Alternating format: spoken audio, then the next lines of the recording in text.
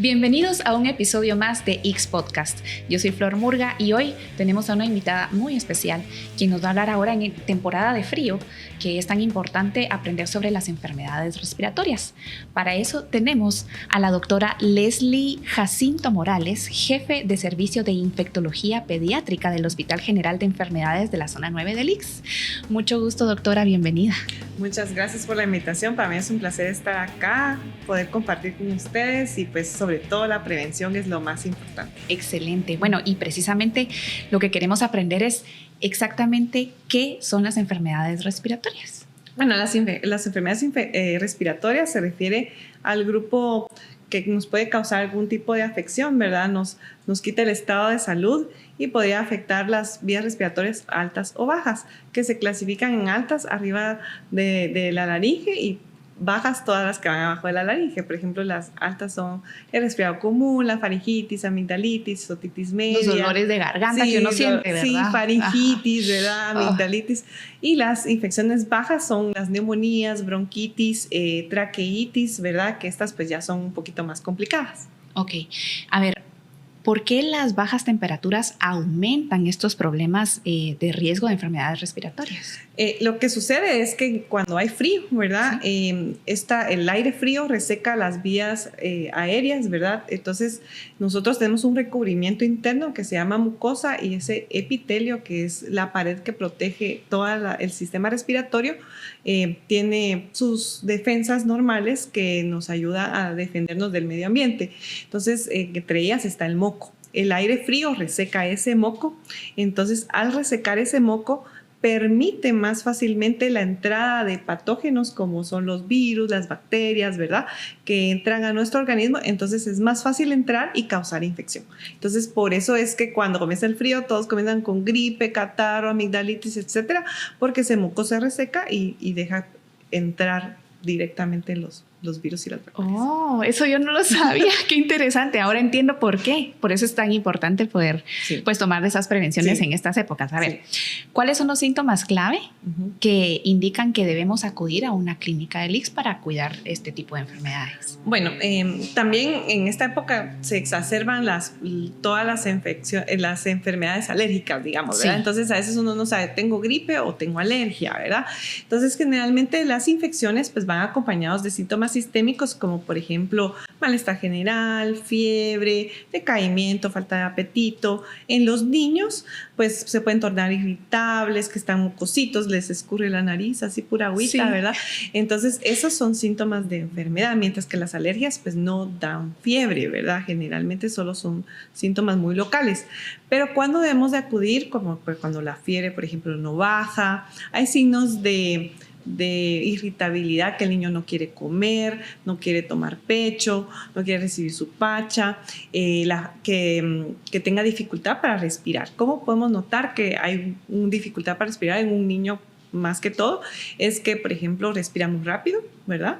Entonces, generalmente las mamás pues ya conocen a su bebé y dice, está respirando muy rápido, se fatiga, se agita, come y se cansa, se pone morado, se le hunden las costillitas, puede ser que las fositas nasales se abran más de la cuenta, entonces uno ve que hace un mayor esfuerzo para respirar o puedan tener incluso alteración del estado de la conciencia, están con más tendencia al sueño, solo dormidito quiere pasar. Entonces esos son signos de alarma que debería uno acudir inmediatamente pues a las unidades de atención, ¿verdad? Cuando la temperatura se eleva en el cuerpo es porque ya hay un signo de que el cuerpo está luchando con alguna enfermedad y esto pues está indicando de que hay algo malo, ¿verdad? De que hay algo que el cuerpo mismo está combatiendo. Así ¿verdad? es. Sí, definitivamente la fiebre es buena porque nos avisa que estamos enfermos y es un mecanismo de defensa que va a activar todo nuestro sistema inmune y le va a avisar a las células, va a hacer que se liberen sustancias en nuestro cuerpo para poder crear defensas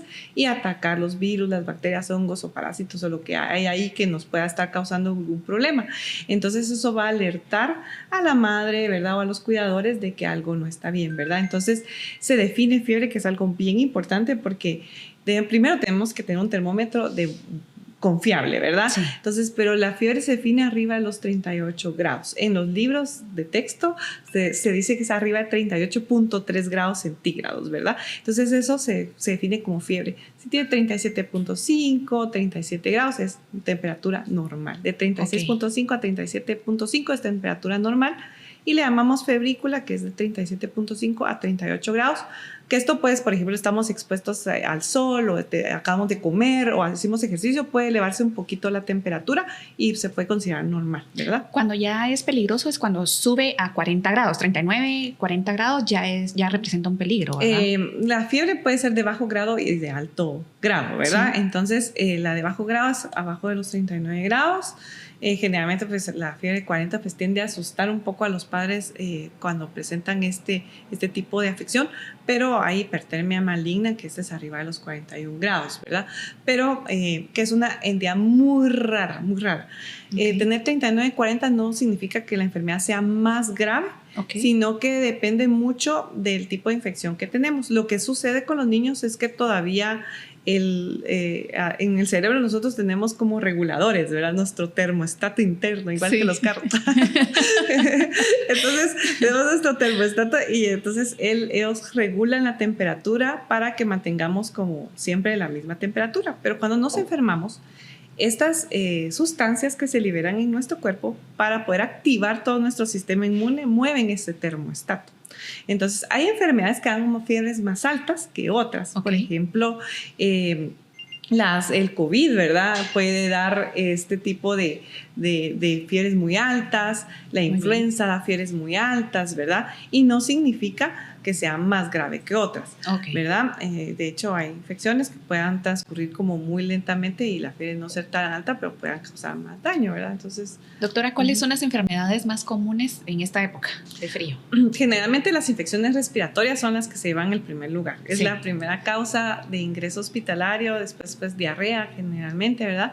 Pero las infecciones respiratorias son las del primer lugar. Ahí la mayoría de veces son infecciones virales. Los virus pueden alcanzar un índice muy alto, hasta el 95% de infecciones. Estas pues no se tratan con antibióticos, el cuerpo solito lo controla y lo elimina, ¿verdad?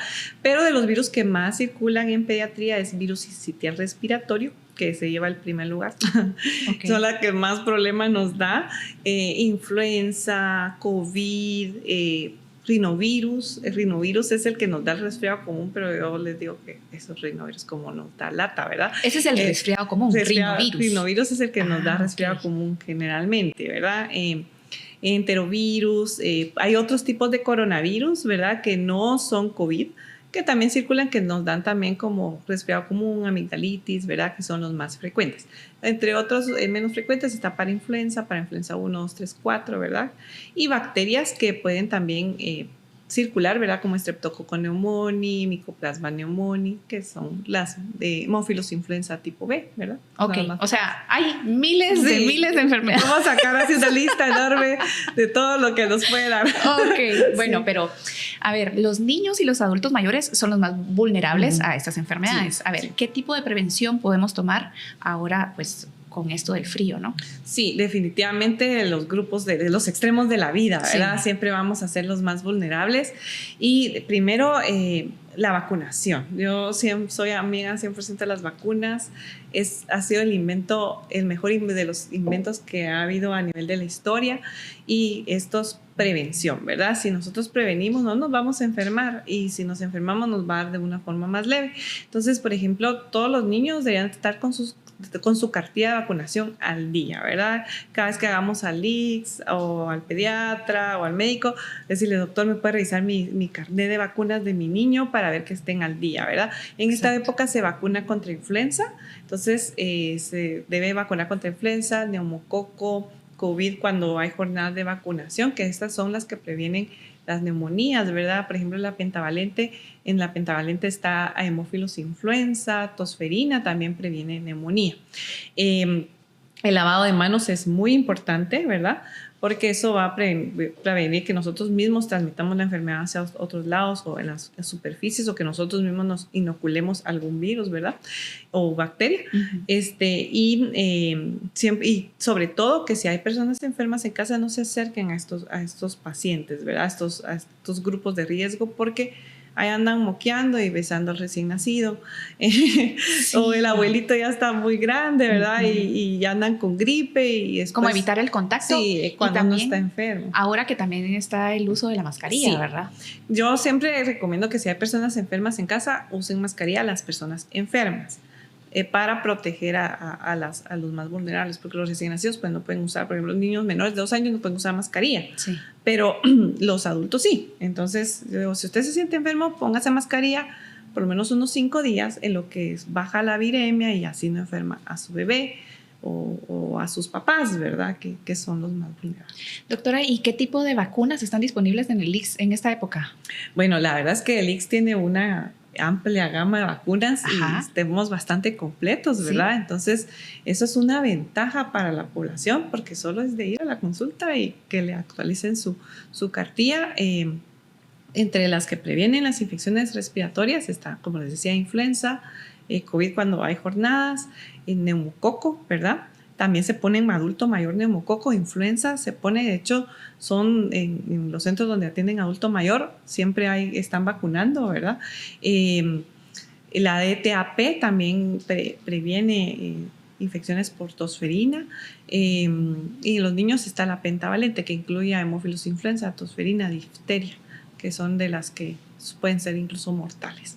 Entonces, doctora, ¿qué papel juega la nutrición y el ejercicio dentro de las enfermedades respiratorias? Sí, definitivamente una persona bien nutrida en el momento que se enferma va a poder enfrentar mejor la enfermedad que aquel que no está bien nutrido. Sabemos que el índice de nutrición aquí en Guatemala pues es bastante alto, ¿verdad? Y la población más afectada es la infantil, ¿verdad? Entonces, muchos niños que se enferman constantemente tienen algún grado de desnutrición leve, moderado y severo, y entonces su sistema inmune no va a responder adecuadamente porque les va a faltar sustancias que lo va a ayudar a defenderse. Entonces, siempre debe ser una nutrición balanceada. Los niños que están alimentados con lactancia materna, debe ser lactancia materna exclusiva, no agüitas de nada. Sí, que gaseosas, ni juguitos. Entonces, nada. Okay. Lactancia materna exclusiva hasta los 6 meses. A los 6 meses ya se inicia la alimentación complementaria y esto va a hacer que los niños pues respondan mejor. La otra es alimentación balanceada, ¿verdad? Evitar el exceso de azúcares, alimentos procesados, jamones, jugos de casa, ¿verdad? Idealmente uno debería comerse la fruta, no un licuado de frutas. Claro. O sea, comerse, porque eso va a tener fibra, va a tener sus vitaminas y todas las facultades antioxidantes que tienen las frutas, ¿verdad? Entonces debe ser un plato que esté bien distribuido. Y en los niños que ya son más grandes, pues el ejercicio también va a fortalecer va a disminuir los niveles de cortisol, estrés en los adultos mayores también. Exacto. Por eso es importante que una persona que está con mucho estrés se tiende a enfermar más, porque los niveles de cortisol están bien elevados y eso inhibe el sistema inmune y está más susceptible a enfermarse. Excelente. Doctora, ¿cómo se puede diferenciar un resfriado común como a una enfermedad infecciosa como la neumonía, por ejemplo? Sí, el resfriado común es más local, más de ahí localizado nada más, y es una infección respiratoria superior, y a veces pues puede ser que haya o no haya fiebre, ¿verdad? A veces no sienten fiebre, pero sí puede ser de bajo grado. Puede haber malestar en la garganta, que es ese dolor, a veces como que se le estuvieran desgarrando un poco la garganta. Sí. Se pone roja, puede haber secreción nasal, de estornudos, un poco de tos seca, ¿verdad? Que van a resolver los síntomas. Bueno, es que depende, porque a veces pues sí puede durar esa tosecita hasta 3 semanas, ¿verdad? Entonces, a veces uno tiene el concepto de que el resfriado solo dura 3 días, y no es cierto. O sea, lleva un proceso de regeneración en el cuerpo que puede durar hasta 3 semanas, pero que no va a pasar de ahí. En cambio, las neumonías, si es una infección a nivel de los pulmones o bronquios o bronquiolos, que puede afectar la oxigenación, la cantidad de oxígeno que llega a nosotros, ¿verdad? Por medio de nuestra respiración obtenemos oxígeno. Entonces, esto llega a todo el organismo, pero cuando está afectado el pulmón, esto se va a alterar y va a comenzar el cuerpo a hacer un gran esfuerzo para poder mantener esas demandas. Entonces el niño va a tener fiebres altas, dificultad para respirar, las mamás se refieren como que si tuviera una olla de tamales, ¿no? Cuando se escucha, como que le hervera el pecho, dicen ellas, o esa vibración, eso se llama frémito respiratorio. Entonces se escucha esos soniditos como burbujeantes en el pecho o sibilancias o pititos, que eso ya nos da signos de que hay afección a nivel pulmonar. Excelente, gracias doctora. Continuamos entonces con esta conversación acerca de las enfermedades respiratorias. Ya regresamos en un momento.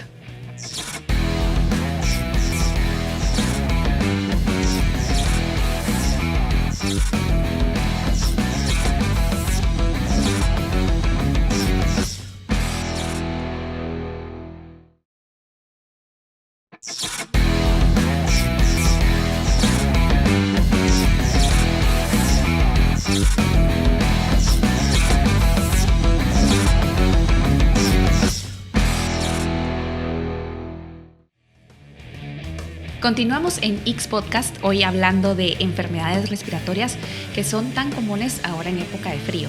Para eso tenemos aquí a nuestra doctora especialista. Ella es nuestra jefe de servicio de infectología en pediatría del Hospital General de Enfermedades de la Zona 9. Doctora Leslie, a ver, cuéntenos, ¿qué tan importante o qué tan buenos efectos pueden tener los remedios caseros? Por ejemplo, los tés, agüita con miel, que a veces les damos a las personas que tienen estos problemas respiratorios. ¿Qué tan efectivos son?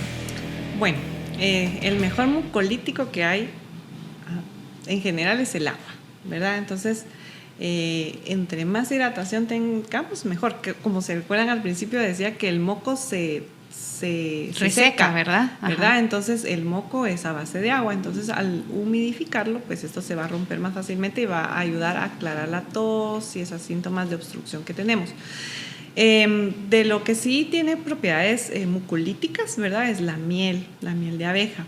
La podemos utilizar, ¿verdad? Para tomarla calientita, ¿verdad? Para ayudar a calmar ese malestar de la garganta y el moco y la tos también. Pero no se puede usar antes de los 2 años de edad, ¿verdad? Porque hay riesgo de botulismo, que es una enfermedad que puede paralizar a los niños, entonces por eso es que no se utiliza miel antes del año se recomienda, pero por ejemplo la CDC recomienda que sea arriba de los 2 años. Qué interesante. Entonces, pero sí se puede usar en niños más grandes y adultos si no son diabéticos, ¿verdad? Obviamente. Sí. Pero sí, el té de manzanilla también ayuda a desinflamar. La manzanilla tiene propiedades antiinflamatorias excelentes, también relajantes, ¿verdad? Que ayudan a calmar el malestar general, que también se pueden utilizar, ¿verdad? O también como las abuelitas que nos hacen caldito de pollo, que dicen, sí. Es que el caldito de pollo es buenísimo y te vas a curar. Sí, ¿Es efectivo? También sí, es efectivo. Entonces se puede, aparte que como es acuoso, y pues obviamente el pollo tiene proteínas, hay verduras, eso va a ayudar a nutrirnos también, ¿verdad? Ok, perfecto. Entonces a consentirnos cuando estemos malitos. Y de hecho dan ganas de tomar cosas calientitas. Sí. Cuando uno está enfermo siempre anda buscando, quiero un té o algo calientito para ayudarlo, ¿verdad? A ver, doctora, ¿cuándo es necesario el uso de antibióticos y para poder tratar este tipo de enfermedades? Porque también sucede de que hay personas que se automedican y quieren tomarse ya un antibiótico para poder curarse. A ver, cuéntenos un poco. De hecho, a veces llegan así como que me duele la garganta, quiero mi antibiótico, ¿verdad? De una vez, así. Como les decía, el 95% o el 90% de las infecciones son de origen viral. Entonces, los virus no se tratan con antibióticos porque estos son antivirales y no hay antivirales para todos los virus, solo para algunos virus en específico. Entonces, los que causan infección respiratoria, la mayoría no tienen. Pero para eso tendríamos que hacer una identificación, ¿verdad? Sí hay un porcentaje de pacientes que presentan infecciones virales que se pueden complicar, que esto va más o menos del 30 al 35%. ¿Y cuáles son las complicaciones más frecuentes? Otitis media aguda, neumonía, amigdalitis bacteriana, por ejemplo. Porque sirven de las infecciones virales como de puerta de entrada para que estas bacterias que probablemente ya estén en nosotros se aprovechen de esa situación de que bajaron las defensas y comienza a aumentar en cantidad y nos causan enfermedad. Entonces es importante que sea evaluado por un médico antes de tomar la decisión de tomar antibióticos, porque si los antibióticos no están bien indicados, solo nos pueden causar efectos secundarios, como alergias, por ejemplo, diarrea por antibióticos. Entonces ya no nos puede hacer efecto, tal vez lo vamos a necesitar más adelante, pero por tomar antibióticos cuando no los necesitamos, agarramos resistencia y ya no nos hace efecto ese antibiótico para una próxima ocasión. Entonces, si hay una infección bacteriana agregada, una amigdalitis bacteriana, una neumonía, pues ahí ya uno indica el antibiótico adecuado para esa infección, ¿verdad? Algo que ayuda también es de que ahora hay un control con el tema de la venta de antibióticos sin receta, ¿verdad? Sí. Pero aún así todavía hay algunos que se venden sin la necesidad de ella, ¿verdad? Sí. Entonces sí deberían de pedir receta. Claro, sí. Precisamente para evitar estas consecuencias que tiene el tomarlas de manera negligente. Sí. A ver, ¿cómo afecta la contaminación ambiental también en el padecimiento de las enfermedades respiratorias, doctora? Sí, todo el tema de contaminación va a tener un efecto directo sobre las vías respiratorias, ¿verdad? ¿Por qué? Porque causan daño a nivel del epitelio del respiratorio. El epitelio es lo que nos recubre, ¿verdad? En las células de nuestro sistema respiratorio que está expuesto hay unos pelitos, le llamo yo así, pero no son pelitos, pero son como unas vellosidades, ¿sí?, que están así expuestas y estas se mueven para barrer todos los residuos que entran a nuestro sistema respiratorio y los puedan expulsar. Igual cuando tenemos infecciones se mueven y están eliminando el moco, están eliminando los residuos de polvo, todo lo que puede ingresar y se expulsa por medio del moco. Pero, por ejemplo, la contaminación, el humo de cigarro, todo el smog, ¿verdad?, que pueda haber, inactiva los cilios. Entonces ya no se mueven. Y al no moverse, se acumulan en nuestro organismo y pueden facilitar a que las infecciones y las bacterias comiencen a crecer en nosotros y nos causan más infecciones. Qué interesante. ¿Verdad? ¿Qué tipo de ropa o accesorios recomienda para época de frío y evitar el tipo de enfermedades respiratorias, doctora? Sí, definitivamente los recién nacidos tienden a tener más alteración en la termorregulación. Entonces a ellos pues hay que abrigarlos un poquito. ¿Cuánto de ropa se recomienda en un niño, por ejemplo? Porque a veces uno los destapa y nunca termina de quitarles la ropa. Y va suéter. Parecen capas de cebolla, les digo yo. Sí. Entonces, es una prenda extra más a la que nosotros usamos, ¿verdad? Okay. Entonces, si nosotros usamos por ejemplo, el vestido, la bata, sí, es una extra, ¿verdad? A lo que normalmente usan. Pero si se van a exponer a la temperatura externa ambiental, sí se recomienda el uso de bufanda para evitar que ese aire frío penetre directamente a las vías respiratorias por lo que habíamos hablado de que reseca las vías respiratorias. En los niños podemos incluso usar mascarilla porque calienta el aire, entonces eso va a evitar que se enfermen. Igual los adultos mayores, ¿verdad? Entonces, que utilicen, si hay demasiado frío, pues pueden usar gorro. Los niños pierden mucho calor por la cabeza, porque es una superficie bien grande de su cuerpo, entonces que usen gorrito, más si son peloncitos. Entonces, sí, que usen para cubrirle su cabecita, ¿verdad? Cabecita, sus orejitas. Igual los adultos mayores también gorrito, guantecitos, suétercito, ¿verdad? Térmico, y evitar exponerse a las temperaturas extremas. Muy de madrugada, muy de noche, si no es necesario, no salga de casa a esas horas. Perfecto. ¿Verdad? Porque a veces salimos porque queremos, ¿verdad? Pero sí exponemos a los más vulnerables. Ajá. ¿Y qué pasa con los papás que son extremadamente, podría decirse, sobreprotectores con los niños, que los cubren demasiado y puede que sí haya frío, pero no sea tan necesario poner tanta cosa encima, ¿verdad? Porque también tiene sus consecuencias. Sí, de hecho, los niños manifiestan signos de calor, ¿verdad? O sea, yo siempre les digo, si el niño está sudando, está sobreabrigado. Sí, entonces quítele un poco de ropa, póngalo más fresco, porque también se cree que cuando están enfermos hay que abrigarlos más. Ajá. Entonces los llevan muy abrigados. Entonces, y los pobres andan sudando, mojan la ropa y esa humedad puede también crear infecciones en la piel. Entonces de hecho muchos niños se escaldan, ¿verdad? De sus axilas, de su cuellito o de la entrepierna porque hay mucha humedad y eso favorece el crecimiento de los hongos en el cuerpo, bacterias que pueden sobreinfectar esas lesiones y pueden crear que la piel se afecte, ¿verdad? Exacto. Entonces, si están sudando, están sobreabrigados, entonces hay que descubrirlos un poquito. Ahora, si usted lo siente frío, se ve que tiene frío, pues abríguelo, ¿verdad? Pues pero, sí.